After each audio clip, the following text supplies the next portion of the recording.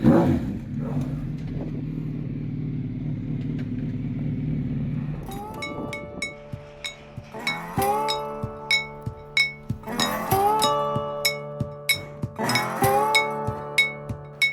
Tom Gilroy and I'm the owner here at Purpose Built Moto on the Gold Coast.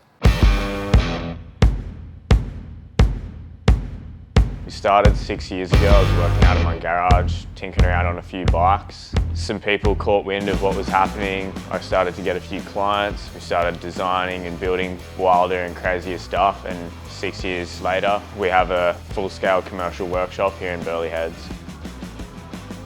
It was a thing that I've had since I was a kid, and having old bikes and living out of the way, I just had to fix my own stuff. So that sort of gave me an introduction to working on my own bikes. And then I guess the styling and design of that sort of thing came about when I had to sell one of my old bikes because it was too fast for my maturity level and I lost my license. So I couldn't ride and I had to tinker on my bike at home as a pastime. And that sort of developed.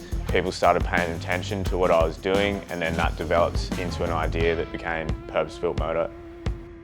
My name's Donny. I'm the fabricator at Purpose Built Moto. I love motorbikes. I grew up on a farm, so pretty much out there was just shooting guns and riding motorbikes. Ended up getting my trade as a metalworker, fabricator. As soon as I was out of school, did that. Yeah, always been screwing around with bikes ever since. So working at Purpose Built Moto is awesome because I just live and breathe motorbikes, and if I'm not riding them, I want to build them. So yeah, working here is awesome. It's just living a hobby.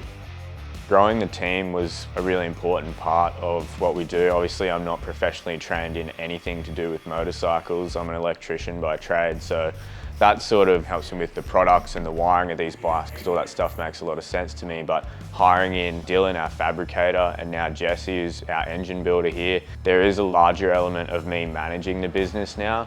But every day I spend a few hours doing that in the morning and make sure I get my hands on the tools before 10 o'clock or something. I don't ever want to step away from doing what I love in the shop here. This thing grew out of the stuff that I make with my hands. So, you know, while I have the other guys in here helping me do that, I don't ever want to lose that.